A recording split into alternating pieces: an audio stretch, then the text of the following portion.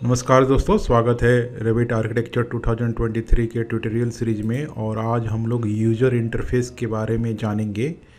तो जैसे ही आप रेविट को आप ओपन करेंगे, सबसे पहले ये पेज आपके पास खुल के आती है और इसमें आप लेफ़्ट साइड में अगर जाएंगे तो आप यहाँ पे देखेंगे मॉडल्स लिखा हुआ है और इसमें ओपन लिखा है और न्यू। तो ये अगर आप पहले से किसी रेविट मॉडल फाइल पे काम कर रहे हैं तो आप इसे यहाँ से ओपन कर सकते हैं। और आप जैसे मैंने यहाँ पे ये रेविट फाइल है, इसे मैं यहाँ से ओपन कर सकता हूँ। तो जैसे और सब सॉफ्टवेयर में ऑटोकैड हो गया, 3ds मैक्स हो गया, इसमें भी उसी तरह से आप ओपन कर सकते हैं और यहाँ पे आप न्यू रेविट प्रोजेक्ट पे काम कर सकते हैं। तो जैसे ही आप यहाँ पे न्यू पे क्लिक करेंगे तो आपके पास ये विंडो ओपन होके आएगी और इसमें ये टेम्पलेट फाइल बोलते हैं इसे, और इसमें ये कंस्ट्रक्शन टेम्पलेट बाय डिफ़ॉल्ट है। और अगर आप कंस्ट्रक्शन प्रोफेशनल हैं तो आप इस कंस्ट्रक्शन टेम्पलेट पे काम करेंगे। और यहाँ पे एक एरो बना हुआ है, अगर आप इस एरो को क्लिक करेंगे तो इसके नीचे आर्किटेक्चरल टेम्पलेट लिखा हुआ है। तो आप अगर आर्किटेक्ट और इंटीरियर डिज़ाइनर हैं तो आप आर्किटेक्चरल टेम्पलेट यहाँ से क्लिक करके और यहाँ से ओके कर सकते हैं। और यहाँ पे लिखा हुआ है क्रिएट न्यू प्रोजेक्ट और प्रोजेक्ट टेम्पलेट।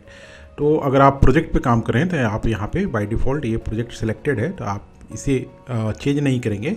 और यहाँ से अगर आप ब्राउज़ भी कर सकते हैं और यहाँ से आप इस कुछ सेटिंग है जो आगे मैं आपको सिखाऊंगा कि कैसे आप टेम्पलेट चेंज कर सकते हैं। तो इसे हम लोग क्लोज़ करेंगे और यहाँ से आर्किटेक्चर टेम्पलेट आप सिलेक्ट करके यहाँ पे आप क्लिक ओके कर सकते हैं।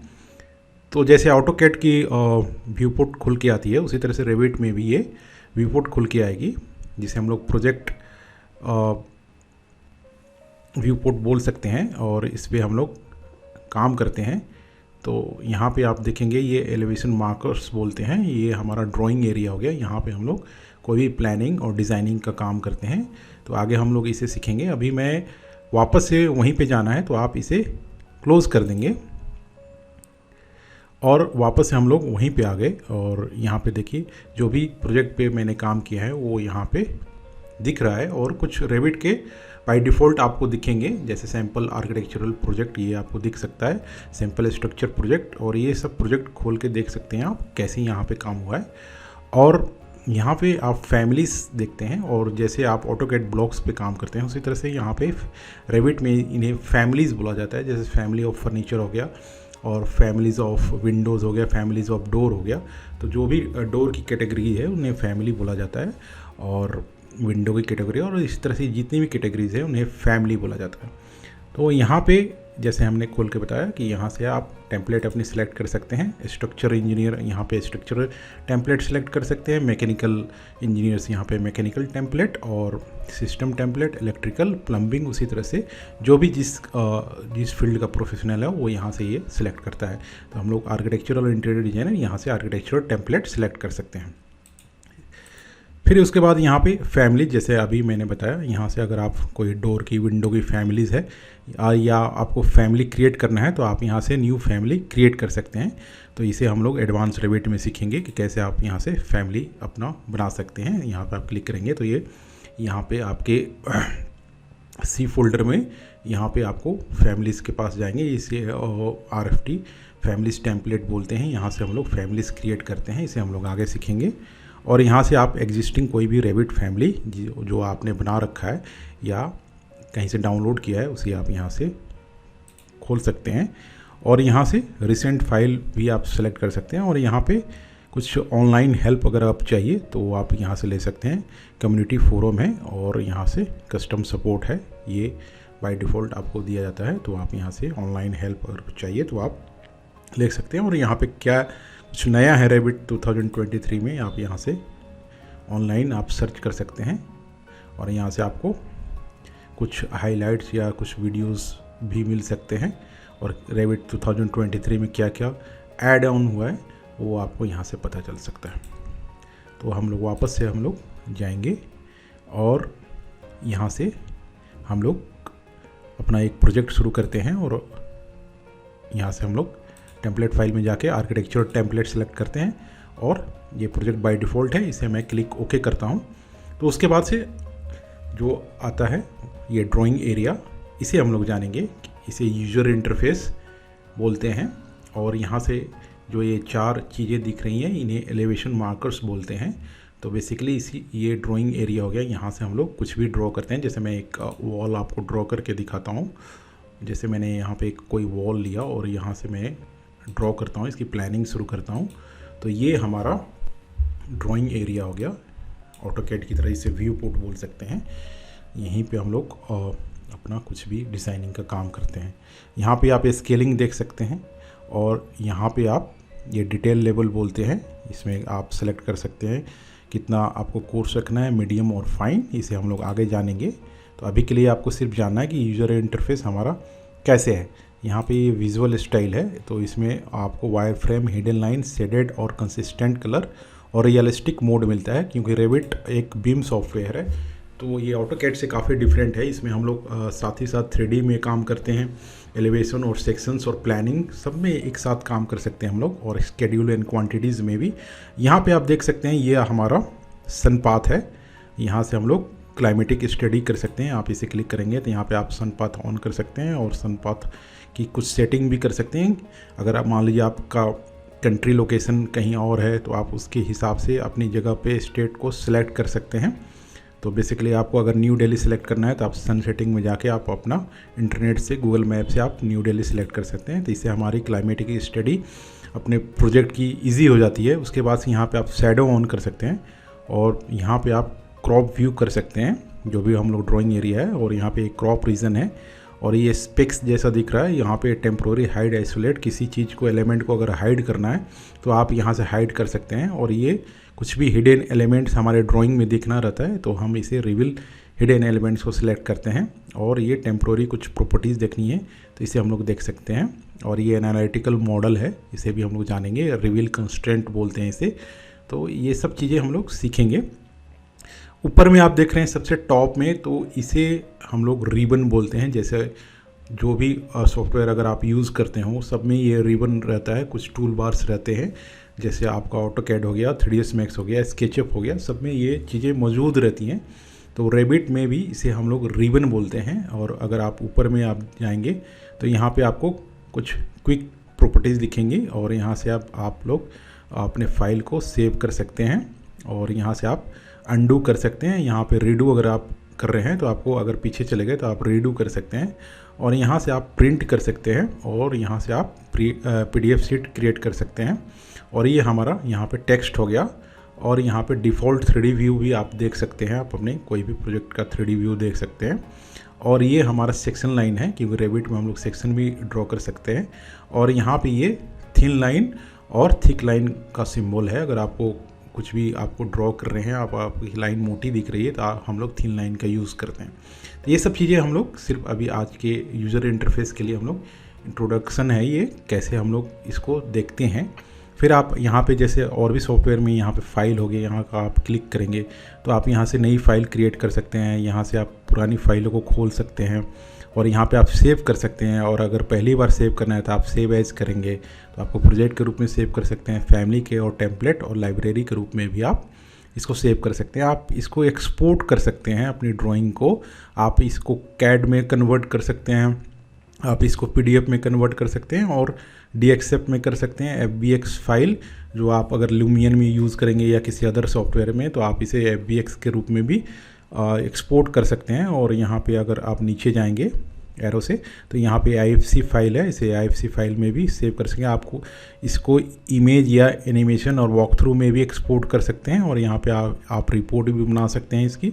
तो ये सब बहुत सारी चीज़ें हैं एडवांस रेबिट में और बहुत अच्छी अच्छी चीज़ें हैं। यहाँ पे आप ऑप्शंस में जा सकते हैं तो set export option of CAD and IFC, but CAD हम लोग ऊपर ही ड्राइंग के रूप में यहाँ से हम लोग कर सकते हैं और DXF भी सेव कर सकते हैं। तो ये हमारा हो गया कैसे हम लोग एक्सपोर्ट करते हैं। और यहाँ से आप प्रिंट ऑप्शन करके प्रिंट कर सकते हैं और यहाँ से आप क्लोज़ कर सकते हैं और यहाँ से आप एग्जिट कर सकते हैं। तो ये हमारा हो गया फाइल का, और यहाँ पे आप मॉडिफाई है तो यहाँ पे कुछ भी अगर ड्राइंग में काम कर रहे हैं तो आप यहाँ से मॉडिफाई कर सकते हैं। तो और इस यहाँ पे आप अगर वॉल देख रहे हैं तो डिफरेंट टाइप्स के वॉल होते हैं इसमें, जैसे wall architectural, wall structure, wall by face, wall sweep, wall reveal, एक एक करके हम लोग जानेंगे। तो बेसिकली हम लोग वॉल आर्किटेक्चरल बहुत ज़्यादा यूज़ करते हैं। वॉल स्ट्रक्चरल स्ट्रक्चर का पार्ट है, तो हम लोग wall architectural, wall by face, wall sweep और वॉल रिवील को ज़्यादा सीखेंगे।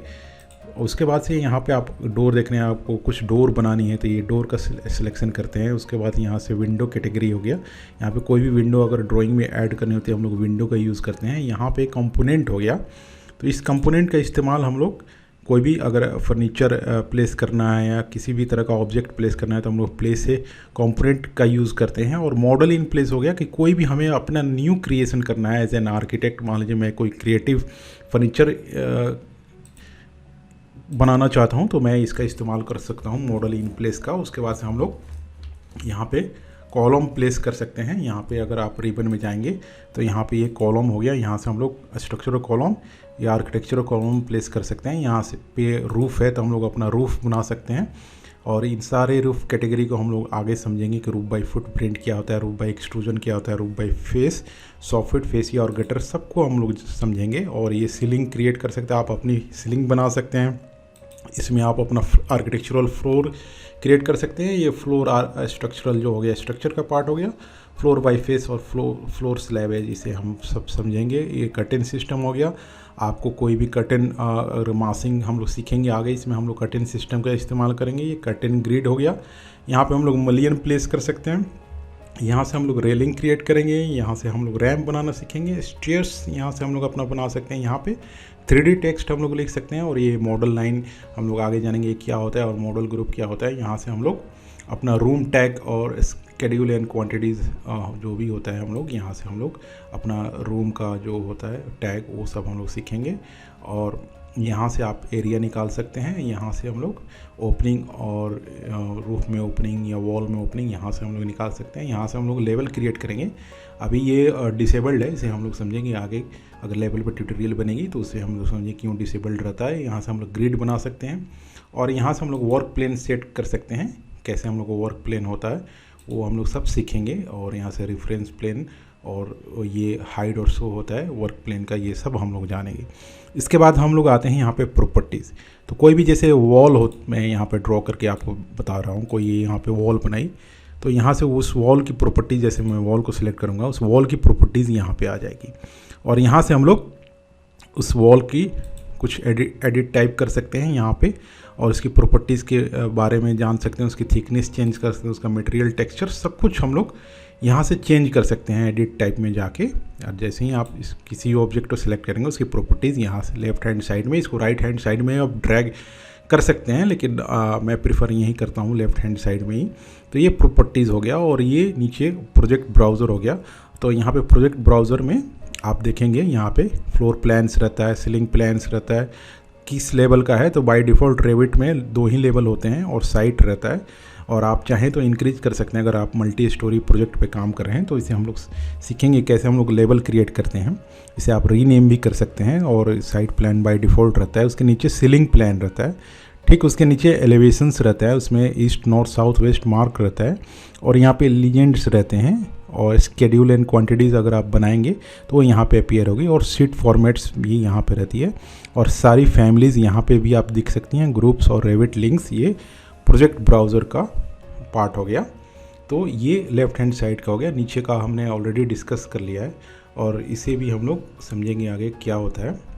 तो ये जो इम्पोर्टेंट चीज़ें थी वो हमने आज जाना कि हमारा यूज़र इंटरफेस कैसे होता है। तो आगे के ट्यूटोरियल में हम लोग इसे और इन डेप्थ में समझेंगे। तो अगर मान लीजिए आपका एक प्रॉपर्टीज़ डिलीट हो जाता है और सिर्फ प्रोजेक्ट ब्राउज़र रहता है तो आप परेशान ना हो। आप यहाँ पे व्यू में जाके और यहाँ पे आप यूज़र इंटरफेस का ऑप्शन देख सकते हैं। यहाँ से आप अगर सेलेक्ट करेंगे तो आप देखेंगे कि यहाँ पे आपका जो प्रॉपर्टीज़ है वो अनचेक हो गया है। आपका गलती से अगर ये आपने क्रॉस कर दिया तो आप यहाँ से टिक मार्क कर सकते हैं और आपका प्रॉपर्टीज़ यहाँ पे आ जाएगा। अगर आप दोनों गलती से आप डिलीट कर चुके हैं तो भी आप उस चीज़ को वापस ला सकते हैं। व्यू में जाके यूज़र इंटरफेस में जाके आप यहाँ से प्रॉपर्टीज़ और प्रोजेक्ट ब्राउज़र दोनों को आप यहाँ से वापस ला सकते हैं। तो ये हमारा यूज़र इंटरफेस था, और आपको आगे मैं बताऊंगा कि इसमें आगे और क्या क्या हमें सीखना है। तो आज के ट्यूटोरियल के लिए इतना ही। आप मेरे चैनल को प्लीज़ लाइक, शेयर और सब्सक्राइब ज़रूर करें, ताकि मैं और अच्छे से अच्छे वीडियो आप लोगों के लिए ला सकूं। तो धन्यवाद।